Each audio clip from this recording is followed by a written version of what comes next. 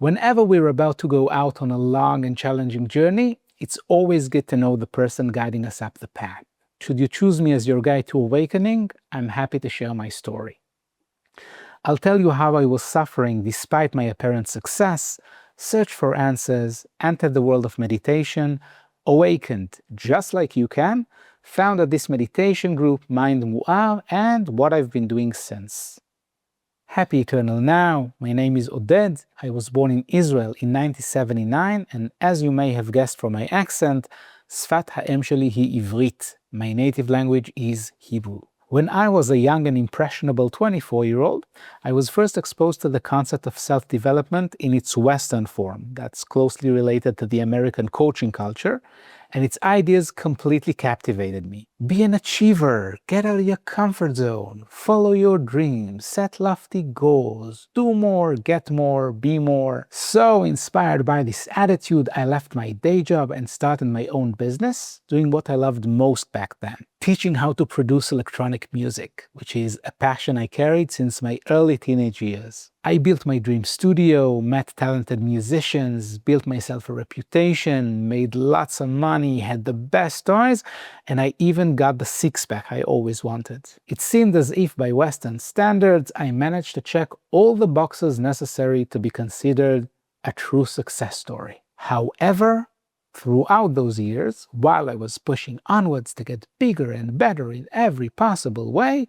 my worldview began to crack in response to some tragic events. In 2007, I lost my father to cancer, later caught a nasty virus that impaired my vision, and the fragility of life became even more evident as 3 of my students passed away at a very young age. One was lost to a terminal illness, another perished in a car accident, and the youngest of them all was taken in an act of hatred. These traumatic experiences made me question the value of the way I was living my life. Okay, so I'm running like a little hamster, ever more efficiently on my exercise wheel, but where is it all going? What meaning does it have if even under the best circumstances, everybody, myself included, is inevitably heading towards old age, sickness, and death? And what is this weird existence anyway? What kind of game are we playing? Who am I and how on earth did I get here? Tormented by these questions, I found myself at the beginning of a challenging, depressive, existential crisis that went on for well over 2 years. During that period, I tried anything that promised some kind of relief. Maybe the answers lie in psychology, perhaps philosophy, maybe science, maybe I should make art or travel the world, enjoy the pleasures of the senses, meet new people, or work on my leadership skills. Each of these directions provided me with valuable gifts and meaningful insights for which I am truly grateful. And yet, after every peak experience, as I was going back to bed and turning off the lights, I found myself time and time again facing the same sinking feeling. It's all for nothing, and I'm hopelessly alone. Things began to change for the better in late 2015, when I first heard about Buddhism and meditation. I learned that the Buddha was a flesh and blood teacher, not a god, who dealt with the very same questions 2,500 years ago and apparently found a permanent solution to human suffering. Motivated by that promise, I began meditating an hour a day, learned as much as I could about Buddhist wisdom, and went to several long retreats every few months. As part of my search, I explored different traditions and approaches. First of many, a 10-day Goenka Vipassana course, then Korean Zen, some Theravada, some Mahayana. I read many books and listened to countless hours of recorded Dharma talks. In the summer of 2017, I was fortunate enough to discover the Mind Illuminated, written by Culadasa, who was soon to become my teacher. The book is remarkably detailed and instructive, and it profoundly transformed my practice. It's based on a 1,500-year-old model called the Elephant Path, which divides the process of training the mind into 10 distinct stages, starting from establishing a meditative practice all the way to awakening and the end of suffering. It felt like I was finally navigating the meditative landscape with a clear map and a GPS. Once I started working with it, the progress was rapid and exponential. In less than 2 months of practice, I was first able to sustain my attention on the sensations of the breath for 1 continuous hour, without getting distracted or lost in mind-wandering, a feat I first feared to be utterly impossible. During that time, I was living and working in California, about half an hour south of San Francisco, so I had a golden opportunity to fly over to Arizona and meet Culadasa in person. I stayed at his home for a 13-day self-retreat and meditated under his direct guidance. During that retreat, I went through a powerful process called purification of mind, where the mind brought up my deepest fears, traumas, anxieties, and insecurities while I was meditating and even when I wasn't. Luckily, Culadasa was there to assure me it's perfectly normal and expected, giving me just the support I needed with lots of patience, compassion, and wisdom. I did exactly as instructed, and on the 10th day of that retreat, the practice matured to stage 8 of the Elephant Path. It's characterized by perfect equanimity, profound tranquility, intense joy, bright awareness, and very stable attention that's sustained without any effort. It's the first stage of Nirvana, a direct experience of true peace. During that Nibbanic state, I remember being amazed. Nothing physical had changed in the universe. Not my health, not my bank account, not my circumstances, and surely not the facts of life that had caused me to be anxious for so many years. And yet, there I was, completely at peace, joyous and fully content, not wanting anything, not needing anything, not rejecting anything.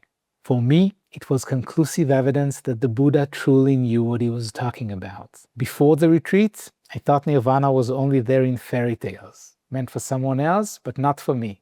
And then I saw her face and became a believer. Not a trace of doubt in my mind. Right there, I decided to do whatever it takes to complete the path, and the meditative practice became the most important aspect of my life. Confident in my ability to continue independently, I thanked Culadasa, said goodbye, and returned home filled with optimism and motivation. It was the peak of my daily practice, where I meditated for 3 hours every day, 90 minutes in the morning and 90 minutes in the evening. These efforts were fruitful, as in early 2018 was the first arrival at stage 9 of the Elephant Path. And that's been repeating for every long retreat I've taken since, and occasionally in daily practice. And then, on the 3rd of October 2018, with cinematic precision, on the very last evening of an 8-day retreat, precisely 1 year after meeting Culadasa, the practice matured to stage 10. And ever since that day, there's a continuous experience of liberation from suffering that's not subject to passing away. 7 years now, and it's still rock solid, withstanding everything the universe sent my way. Gain and loss, pain and pleasure, praise and blame, fame and infamy, fame and obscurity, it works as advertised. As the awakening experience unfolded back then, 3 things became crystal clear.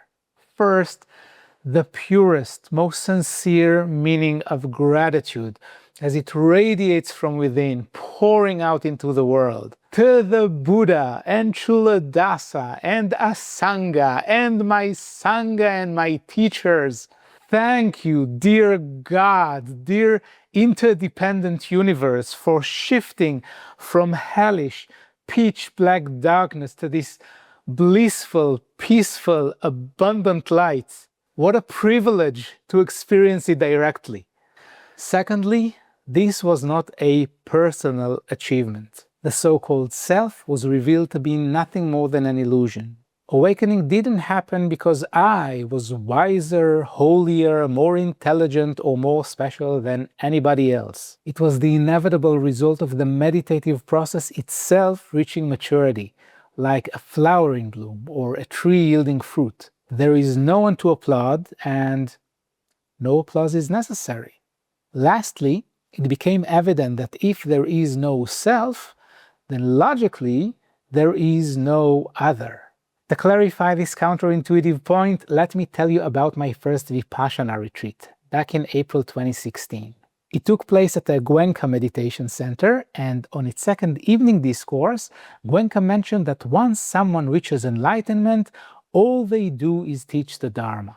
When I first heard that, I remember thinking, from the depth of my then-present depression, what on earth is he talking about? If I ever get out of this suffering, I'll be at the beach, drinking margaritas. But when awakening did occur, and the suffering finally stopped, it became evident that it's not enough to have the neural network within my specific skull unified and liberated. Anywhere in the world where suffering occurs, that's me right there, hoping to be saved. It's exactly the same phenomenon.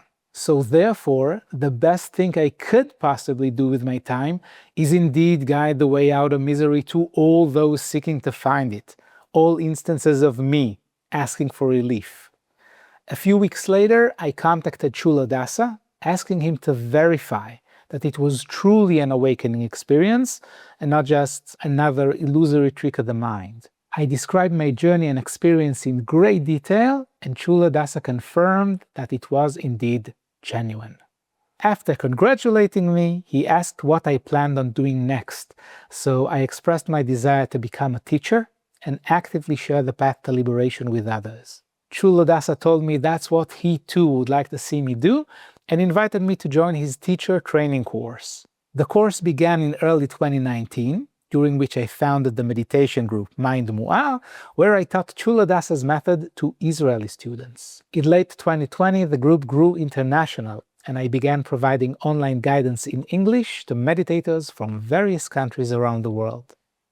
At first, I used to teach the mind illuminated to the letter. Then, gradually, with full disclosure to my students, began building upon its core instructions and expanding them, adding structure, clarity, and my own insights to the training process. In 2022, my approach to the mind illuminated matured enough to be shared with the world as a new method, and in 2023, it became known as the Playful Path to Awakening.